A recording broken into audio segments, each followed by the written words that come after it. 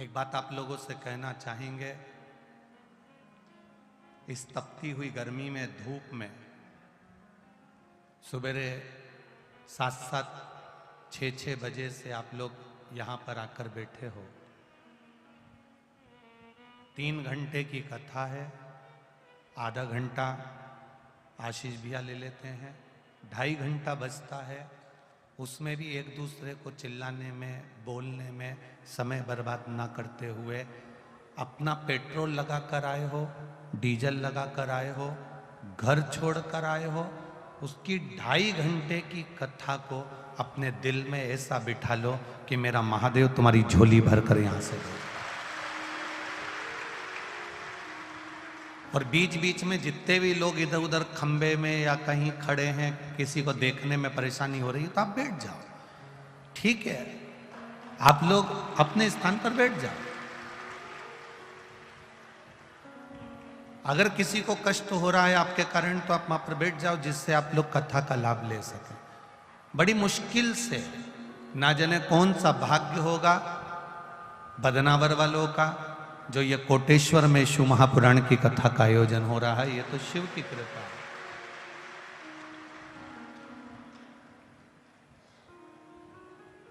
बड़ी कृपा बाबा ने करी है, देवाधिदेव महादेव ने करी है, भगवान शिव ने करी है, तो उसका लाभ आप अपने जीवन में लीजिए और अपने जीवन को धन्य बनाने का प्रयास करिए।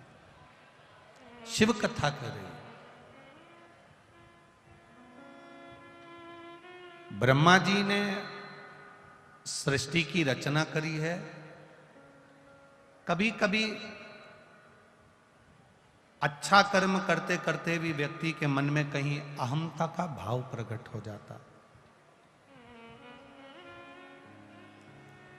यज्ञ करो, अनुष्ठान करो, कथा करो, ब्राह्मण भोज कराओ, भंडारा कराओ, कन्या भोज कराओ, मंदिर बनवाओ, कुआं खुदवाओ, तालाब बनवाओ, बावड़ी बनवाओ, या किसी के लिए कोई सत्कर्म करो, पर शिव महापुराण की कथा कहती है कि जो तुमने करा उसका अभिमान हमारे जीवन में नहीं आना चाहिए, नहीं तो हमारा करा गया पुण्य सब क्षण भर में नष्ट हो जाता।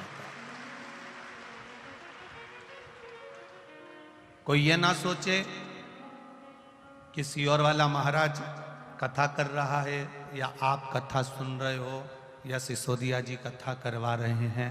ये तो शिव की कृपा कहीं सिसोदिया परिवार पर हुई, शिव की कृपा आप पर और हम पर हुई, इसलिए ये पावन कथा कोटेश्वर बाबा की पावन धरा पर अपन श्रवण कर रहे हैं। सौभाग्य वाली बात है, किस्मत वाली बात है। उसकी कृपा नहीं होती तो आप और हम इस जंगल में नहीं बैठते।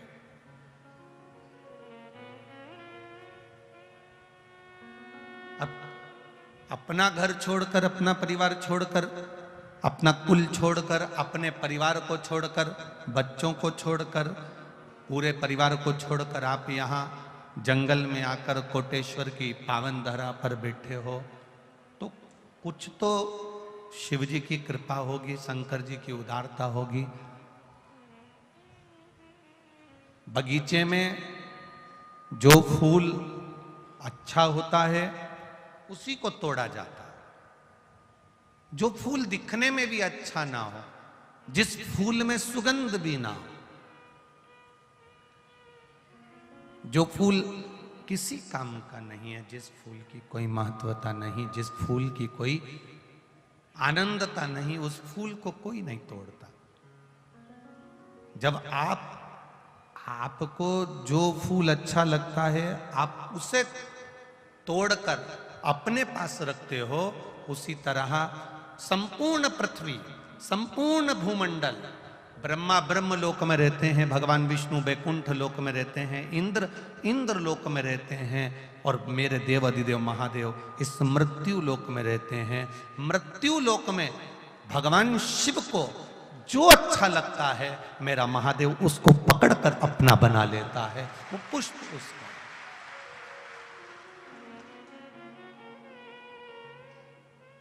ये शिव की कृपा से, ये उनकी उदारता से, ये उनकी करुणा से प्राप्त है।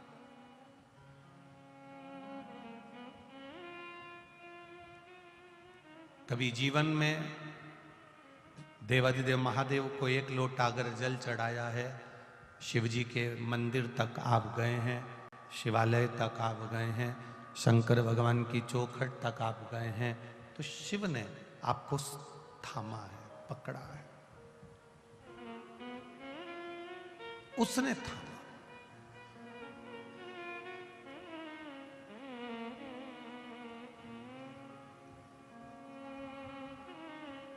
कई लोग कहते हैं गुरुजी हम मंदिर जाते हैं, पर शिव महापुराण की कथा कहती है आप कभी मंदिर नहीं जाते, देवाधिदेव महादेव आपको बुलाते हैं तब आप जाते हो, नहीं तो आप मंदिर भी नहीं जा सकते।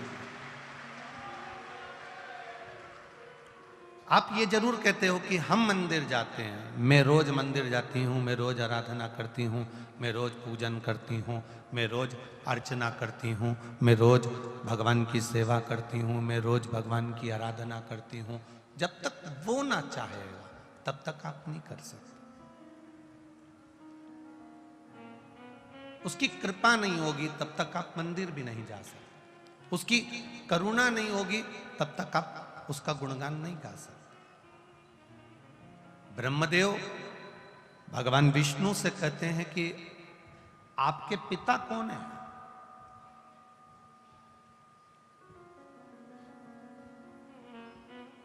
भगवान नारायण के मुख से निकल जाता है कि मेरे पिता वो देव अधिदेव महादेव है, जिसको अपना गोत्र नहीं मालूम होता, जिसको अपना कुल नहीं मालूम होता, जिसको अपना सरनेम नहीं मालूम होता, जिसको अपना गोत्र का स्मरण नहीं होता, तो ब्राह्मण देवता भी कह देते हैं एक काम करो, शंकर भगवान का नाम ले लो, शिव जी का नाम ले लो, भगवान उमापति का नाम ले लो, उसका गोत्र सबका गोत्र है। क्योंकि ब्रह्मा ब्रह्म लोक में है, भगवान विष्णु वैकुंठ लोक में है, और मेरा देव अधिदेव महादेव मृत्यु लोक में है, जो पृथ्वी पर है। हमारा गोत्र भी हमारे शिव के समर्पित है, शंकर ही हमारे गोत्र में है और हम ही शंकर के गोत्र में है। नहीं मालूम, हमने उसका भजन कर रहे।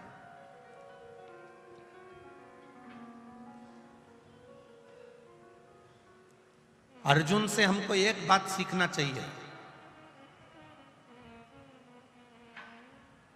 अर्जुन का एक निर्णय सबसे प्रबल निर्णय था, और अर्जुन ने सबसे बड़ा अगर कोई निर्णय लिया था तो वो एक निर्णय लिया था कि मुझे कृष्ण चाहिए,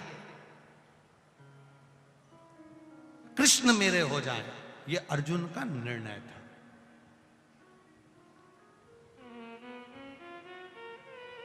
एक प्रबल निर्णय अर्जुन ने ले लिया कि कृष्ण मेरे होना चाहिए, कृष्ण मेरे हो जाएं और कृष्ण मेरे हो रहे। ये अर्जुन ने निर्णय लिया कि मुझे कुछ चाहिए तो कृष्ण चाहिए। बस अर्जुन ने एक निर्णय लिया था कि मुझे कृष्ण चाहिए, और भगवान कृष्ण अर्जुन के हो गए थे। फिर अर्जुन ने कोई निर्णय नहीं लिया, बाकी के निर्णय भगवान कृष्ण ने लिए, अर्जुन चुप बैठे रहे। फिर अर्जुन ने कोई निर्णय नहीं लिया, जितने निर्णय लिए वो भगवान कृष्ण ने लिए। अर्जुन ने एक निर्णय ले लिया था कि मुझे कृष्ण चाहिए, और एक निर्णय, प्रबल निर्णय आपके पास में अगर आ जाता है तो बाकी के निर्णय आपको नहीं लेना पड़ते, बाकी के निर्णय देवाधिदेव महादेव लेते हैं।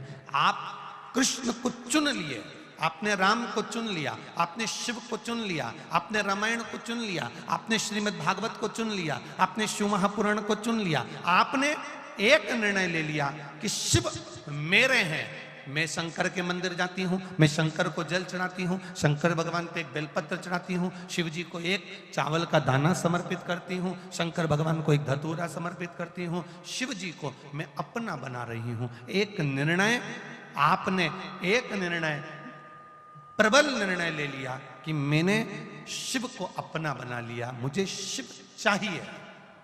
बस बाकी के जितने निर्णय, आवाज पकड़ रहा है, बाकी के जितने निर्णय हैं वो सारे निर्णय कोई दूसरा नहीं लेगा, देवाधिदेव महादेव लेगा। अब उसके भरोसे मेरे बाबा दया करना, मैं तेरे भरोसे हूँ।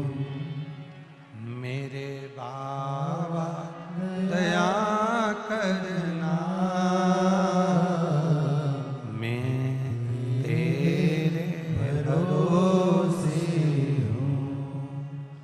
ना घर के भरोसे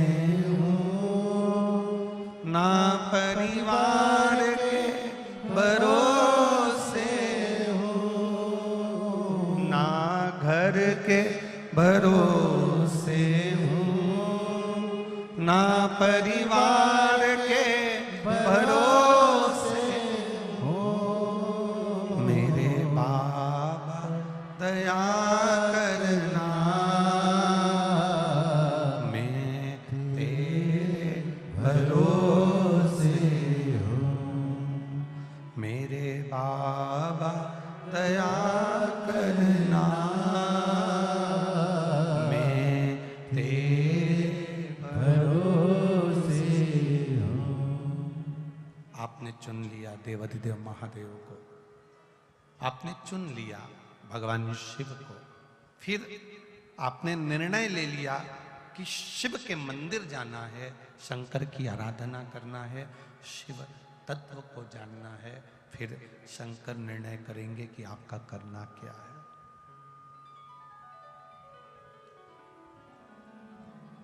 फिर निर्णय वो करेगा, फिर निर्णय वो लेगा। ब्रह्मा जी ने भगवान विष्णु से पूछा,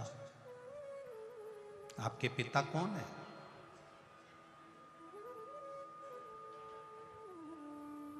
कहा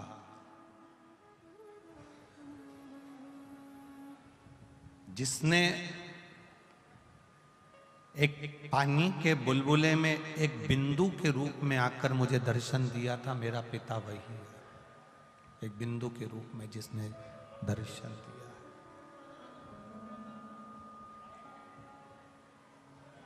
बिंदु के रूप में।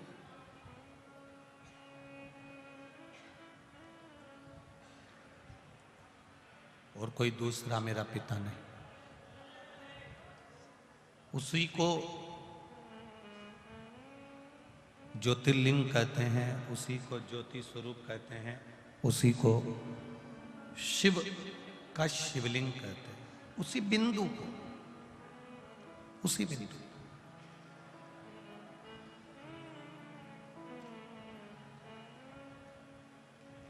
अब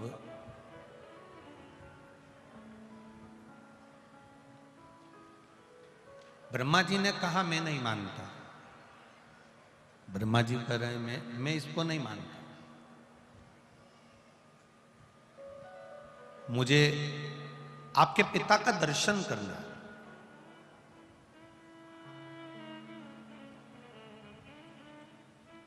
भगवान विष्णु ने कहा चलो, सर्वस्व वही विराजमान है,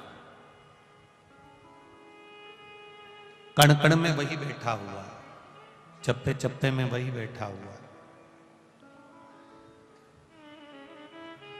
हर जगह पर वही बैठा हुआ है। करो दर्शन, चलो मैं करा देता हूं। एक विशाल पर्वत को ब्रह्मा और विष्णु ने घुमाना प्रारंभ करा। ब्रह्मा और विष्णु ने जब विशाल पर्वत को घुमाना प्रारंभ करा, तब उसमें से एक अग्नि का खंभ प्रकट हो गया, और अग्नि के खंभ ने एक लिंग की आकृति प्रकट हो गई, और लिंग की आकृति प्रकट होकर भगवान देवाधिदेव महादेव ने ब्रह्मा जी और भगवान विष्णु के सामने कह दिया कि आज मुझे प्रकट करा है ब्रह्मा और विष्णु ने, मुझे प्रकट करा है ब्रह्मा और विष्णु ने।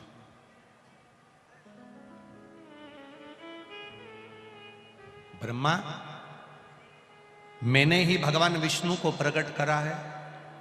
भगवान विष्णु की नाभि से कमल के पुष्प के ऊपर आप प्रकट हुए हो, और यह संपूर्ण संसार की रचना आपने करी है। तब ब्रह्मदेव के मन में एक भाव जागृत हो गया कि जो शिवलिंग प्रकट हुआ है इसका चरण कहाँ है, जो शिवलिंग प्रकट हुआ है इसके मुख कहाँ है, शिवलिंग प्रकट हुआ इसका सिर कहाँ है, तो उसको ढूंढने का प्रयास करा।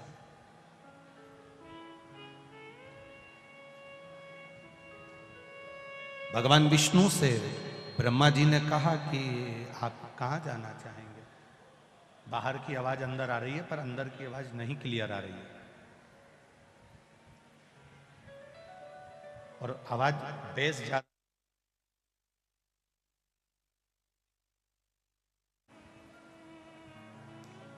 भगवान ब्रह्मदेव भगवान विष्णु से कहे,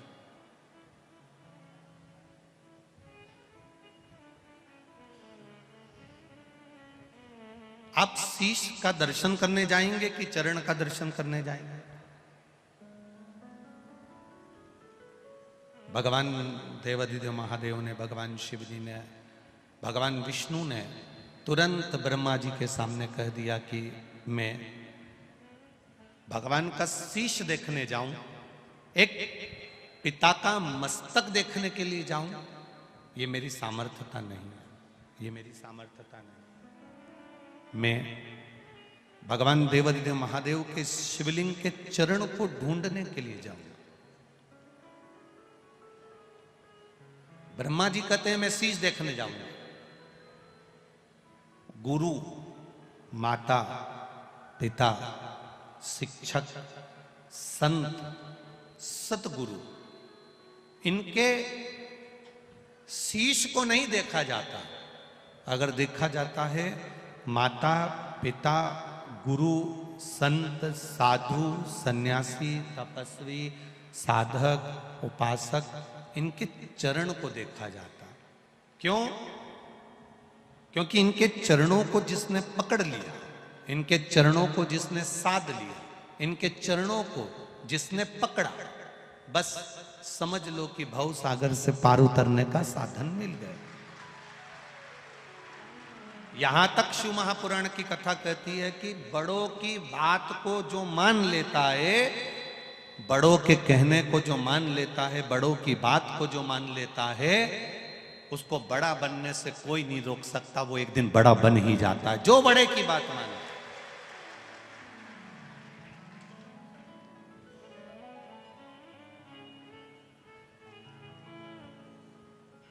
कई बहुओं की आदत रहती है, सास की बात उन्हें बुरी लगती है, ससुर की बात उन्हें बुरी लगती है, घर के बुजुर्ग की बात उन्हें बुरी लगती है, पड़ोसन ने कुछ कहा अच्छी लगेगी, मौसी सास ने कहा अच्छी लगेगी, मामा ससुर ने कहा अच्छी लगेगी, फूफा सास ससुर ने कहा अच्छी लगेगी, दूसरा कह रहा है ना अच्छी लगेगी, पर वही बात अगर सास कहे तो बुरी लगेगी। और बहू सोचती है कि मेरा नाम बहुत चलना चाहिए, मैं बिल्कुल सास जैसी बन जाऊं, मैं बिल्कुल सास की तरह हो जाऊं, चाबी का गुच्छा मेरे कमर में आ जाए और मेरी बात सब माने। तो मेरा निवेदन है, आप जिस दिन घर के बड़ों की बात मानना चालू कर दोगे, उस दिन आप अपने आप बड़े बनते चले जाओगे, आप छोटे नहीं रहो।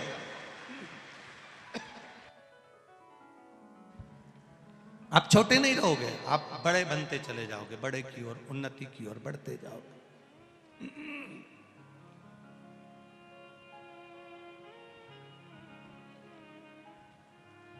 हम दूसरे का कहना मानते हैं, हम दूसरे की बात मानते हैं, हम दूसरे के कहने पर चलते हैं।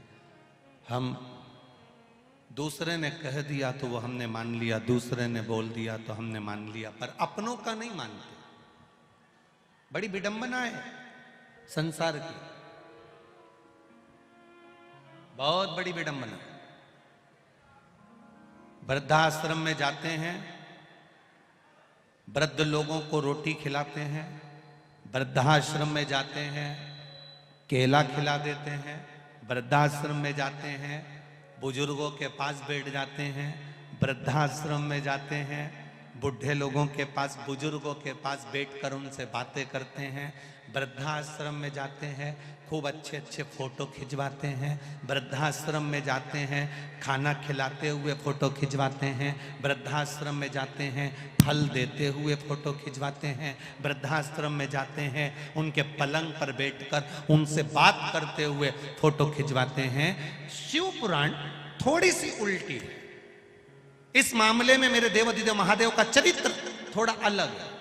मेरा देवाधिदेव महादेव कहते हैं, वृद्धाश्रम में जाकर बूढ़े को, बुजुर्गों को भोजन करा रहे हो, वृद्धाश्रम में जाकर केले खिला रहे हो, वृद्धाश्रम में जाकर उनके पलंग पर बैठकर उनसे बात करते हुए फोटो खिंचवा रहे हो, और अपने व्हाट्सएप पर, अपने स्टेटस पर, अपने फेसबुक पर, अपने यूट्यूब पर, अपने गूगल पर, अपने इंस्टाग्राम पर डाल रहे हो। जरूरी यह है कि वृद्धाश्रम के बुजुर्ग के पास जाने से पहले घर में जो बुजुर्ग है उसके पास 15 मिनट बैठना सीख जाओ, तो आपका जिंदगी संवर जाए।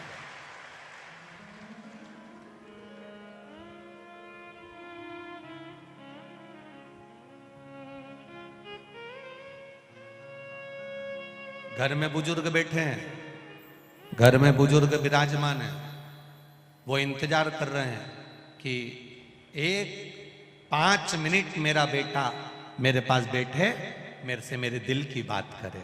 ए नाना, ए नंगा, ए छोरा इधर आ, बेटा इधर आ, बाबू इधर आ। वो बिठाए, ये दौड़ के चले जाए। मम्मी टाइम नहीं है, पिताजी समय नहीं है, भागा भागा भागा भागा, बस यहाँ जाए वहाँ जाए, दोस्त के जाए, काम पर जाए, धंधे पर जाए, बिजनेस पर जाए, फैक्ट्री पर जाए, यहाँ जा वहाँ जा। पूरी जिंदगी बस केवल दौड़ रहा है, दौड़ रहा।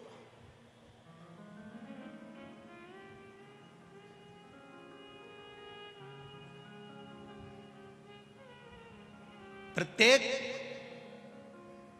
घर के नवयुवक बेटा बेटी, प्रत्येक घर के बहू बेटा, प्रत्येक घर का व्यक्ति अपने घर के बुजुर्गों का अगर आदर करना चालू कर दे तो वृद्धाश्रम में बुजुर्ग रहने के लिए नहीं जाएगा, ये निश्चित है।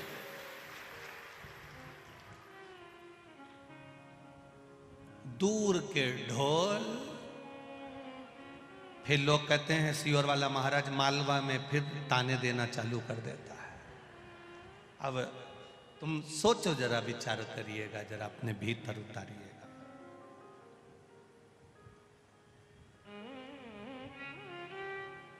सफेद कपड़े में दाग लग जाए तो परिवार वालों को शर्मिंदा होना पड़ता है, समाज वालों को शर्मिंदा होना पड़ता है, कुल वालों को शर्मिंदा होना पड़ता है। पर संत का चोला, भगवान को मानने वाला, पूजन करने वाला, गेरुआ पहनने वाला और संत का चोला पहनने वाला, और उस संत के चोले पर अगर दाग लग जाए तो देश को शर्मिंदा होना पड़ता है, समझना है।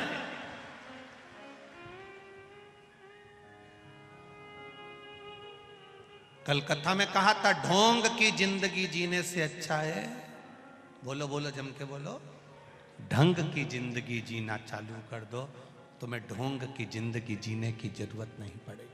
अब प्रसन्नता का जीवन जियो।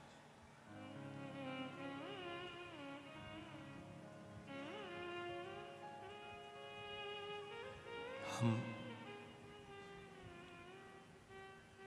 भगवान का भजन कर रहे हैं, हम भगवान का कीर्तन कर रहे हैं, हम भगवान का मंत्र जाप कर रहे हैं, हम भगवान का स्मरण कर रहे हैं, 4-4 घंटा बैठकर हम भगवान का पूजन कर रहे हैं, इसके बाद भी भगवान हम पर प्रसन्न क्यों नहीं होता? कारण क्या है? क्योंकि हमने शरीर से परमात्मा को बुलाना चाहा, परमात्मा को पाना चाहा, पर मन से नहीं बुला पाए। मीरा ने मन से परमात्मा को बुलाया था, नरसिंह मेहता जी ने मन से भगवान को बुलाया था। नरसिंह जी तो सांवरिया सेठ का भजन करते थे, पर उनके भाई ने जब धक्का देकर निकाला, उनकी भाभी ने जब धक्का देकर निकाला, तो नरसिंह जी सांवरिया जी के मंदिर जाना था, पहुंच गए थे शंकर जी के मंदिर में। शिव जी के मंदिर में शंकर के शिवलिंग को रात भर आंखों से आंसू बहा बहा कर निला रहे थे, रो रहे थे, मेरा कोई नहीं है, मेरा कोई नहीं है।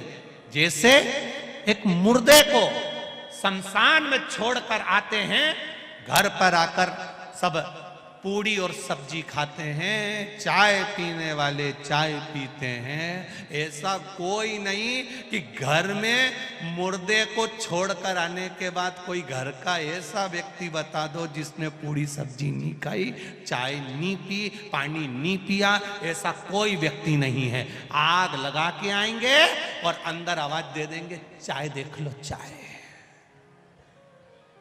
आग लगा के आएंगे और पास वाले पड़ोसी मोहल्ले वाले रिश्तेदार पूड़ी सब्जी लाकर दे देंगे। लोग साहब अब आंख में से आंसू बहाता जाए और पूड़ी सब्जी निपटाता जाए।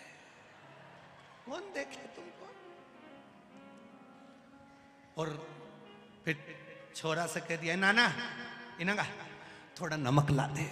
अभी डोकरा के निपटा के आया, अभी शमशान छोड़ के आया, और अब क्या कह रहा है, सब्जी में नमक, थोड़ा नमक ला दे। वो छोरा नमक ला के दे दिया, इन्हें बुड़का के और खाता जाए। कौन याद करे? में आपके भाव जागृत होना चाहिए। हम क्यों, किस लिए? माता के चरण, पिता के चरण, गुरु के चरण, संत के चरण, सतगुरु के चरण, शीश पर दृष्टि ना हो, चरण पर दृष्टि हो। राम जी की कथा कहती है, रावण जब अंत समय में जमीन पर पड़ा था, तब राम जी ने लक्ष्मण जी से कहा था जाओ। विद्वान ने मुंह फेर लिया। लक्ष्मण गुस्से में राम जी के पास पहुंचा और राम जी से जाकर कहा कि रावण को बहुत अभिमान है, उसने मुझे देखा और मुंह फेर लिया, उसने मुझे देखकर मुंह फेर लिया। इतने में राम जी ने कहा, लक्ष्मण रावण को अभिमान नहीं है, अभिमान तो तेरे भीतर भरा हुआ है। गुरु के पास जब ज्ञान लेने के लिए जाते हैं तो उसके सिर के पास नहीं बैठते, उसके चरणों में जाकर बैठते हैं। जा उसके चरण में जाकर बैठो, उसके चरणों में जाकर, उसके चरणों में जाकर विराजमान होइए, उसके चरणों में जाकर बैठ जाइए।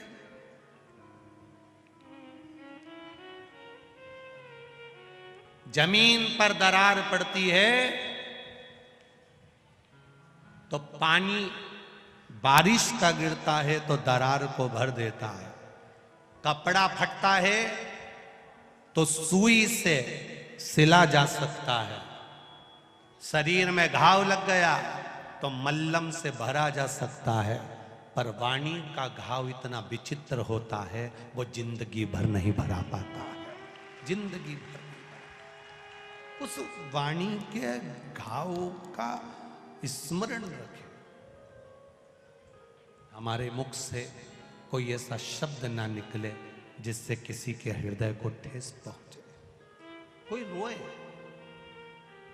किसी का मन दुखे, किसी का चित्तवृत्ति दुखे। क्यों?